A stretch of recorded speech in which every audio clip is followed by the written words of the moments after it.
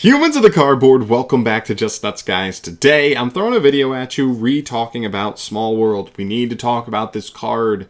This card is seeing so much play in the OCG right now. It's played in decks that I didn't even originally think about this card in, and I just think it's very simple the reason that this card is kind of taken the competitive scene. I don't want to say fully by storm, but like has definitely come through as a very popular option for a lot of people. And I think the simple fact is we are seeing more and more and more powerful cards in Yu-Gi-Oh! As power creep goes.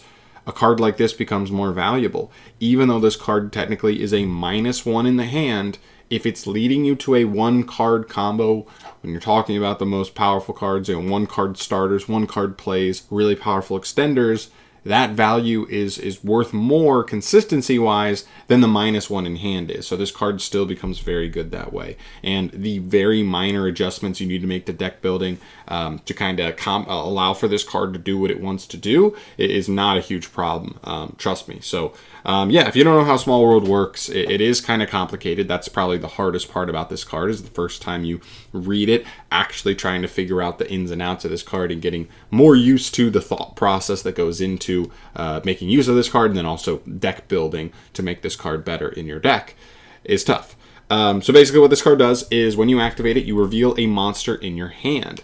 Then you choose a monster from your deck that has only one thing in common out of type, attribute, level, attack, or defense. One thing. If it has more than one, it doesn't work. If it has none, it doesn't work. It has to have exactly one thing. So it'd be 2 light monsters, but none of their other statistics line up. Maybe a monster that shares the same exact attack and defense, or attack or defense together. Whatever it is, one thing. Then, with that second monster banished from deck, you can then search a third monster who is one of those statistics away from the monster you banished from deck. So it's like the card in the hand connects to the card in the deck, and then the card in the deck connects to the monster you actually search. The other 2 monsters, the one from hand and the one from deck you revealed first and second, those get banished face down. And so yes, it's a -1, but really it almost allows any deck to search any monster in the game. I think this card will just become more and more popular as we get further and further into Yu-Gi-Oh! Cards get more powerful. We have more insane one-card combos. Getting to those one-card combos as consistently as possible makes this card's value worth it, even if it is rawly a -1. I'm going to show you a couple examples here just so you can have an idea. Mathac's one of the best decks that makes use of this card right now out of the true meta contenders, but it's really good. So if you look at the way Small World works in this deck, you have a couple of really important options. Circular being light means that any monster that can connect to something like Effect Veiler or Ghost Ogre, or even Santa Claus, all just being different leveled lights that don't share any stats with Circular, are going to get you to him. So that's kind of the goal there. You could also use Nib as well. So there's a myriad of ways. And if you already have a Cybers monster in hand, let's say one of the more lackluster Mathmech monsters, let's just say like Subtraction, then you could go Subtraction into Parallel Exceed, and then Parallel Exceed, the only thing it shares with Circular is that they're both Cyberses, so then you can get to Circular that way. So pretty much every card in your deck can pretty much get you to Circular paired with Small World, and obviously Circular is, the most important card in your deck. So very, very cool there. That's the first option. The next one here is Tellarknights. I like this one a lot too. So this one feels so clean, I would say, because when you look at Small World and the way it pairs here, it is a little bit awkward. Actually, it's not even that awkward with Droll, because I believe you can Droll into Ogre, and then Ogre gets you anything. So in this deck, you're basically using Effect Veiler and Droll, and even Santa Claus if you want, as those middle bridges, but it allows literally any light to get you to any other light. This is a deck where not any one-card combos, really, but you have a lot of 2-card combos that require kind of specific cards, 2 specific monsters that work together, whereas there are ones that aren't great. Like Altair in hand is pretty bad. Unical High is kind of awkward. Vega's not terrible, but it loses to certain interruptions. So connecting any of those, going through Veiler, or going through Ogre, or going through Santa Claus, and then back into the light monster, the level 4 light you actually want, Deneb, Lirin being some of the best ones, or if you just need a simple level 4 extender, Sakitama, that definitely can work very well as well. And Sheraton's actually 1-card combo, so again, another way to just, if you have nothing, but you have Small World and any monster, let's get to Sheraton and let's get cooking. So that's a really cool one as well. This one feels a little smoother almost than Mathmech. I think they're both pretty smooth, and that's really what it comes down to, is you really have to look at what the archetype you're looking to potentially play it in has going on, and then from there, you know, what small plays. Like, because if you would ask me, I would rather play Ghost Mourner over Effect Veiler.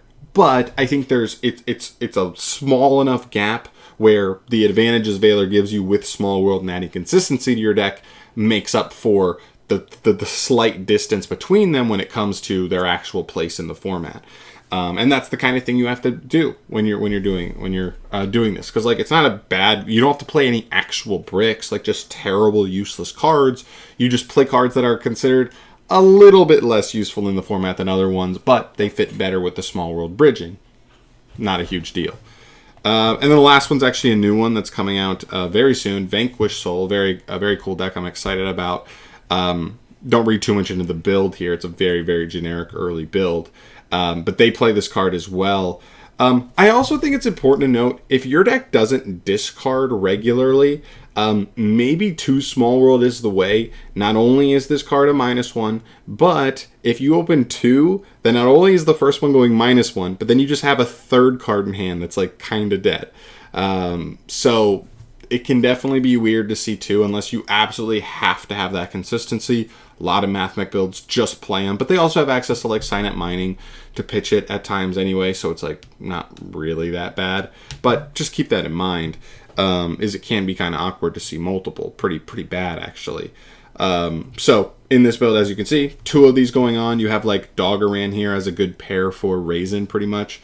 Anything that can get you to Doggeran can get you to Raisin, or same thing with Ash Blossom or Kurikara. Again, just more fires that kind of just connect you into your best starter card. Pretty simple.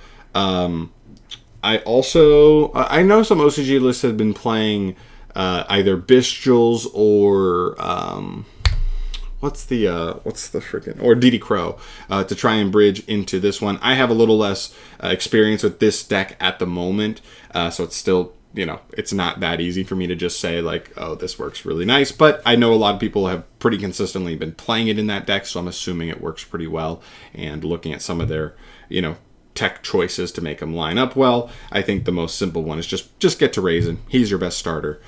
You know what I mean? And that works. I would assume you'd also want to connect to Mad Love decently easily, but other than that, you know, those are the 2 big concerns there.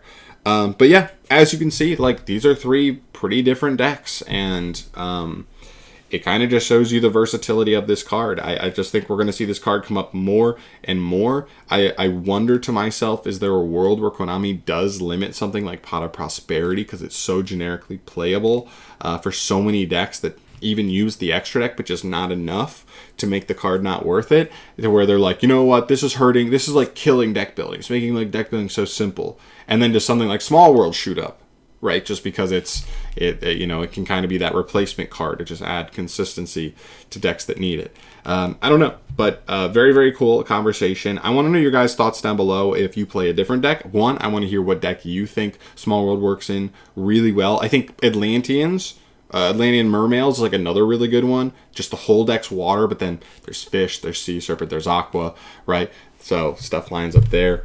I don't know. There's a lot of options, but I want to know your guys' favorite options to use Small World in, and also just your general thoughts about the card in general and in the future of Yu-Gi-Oh! Where do you think it ends up?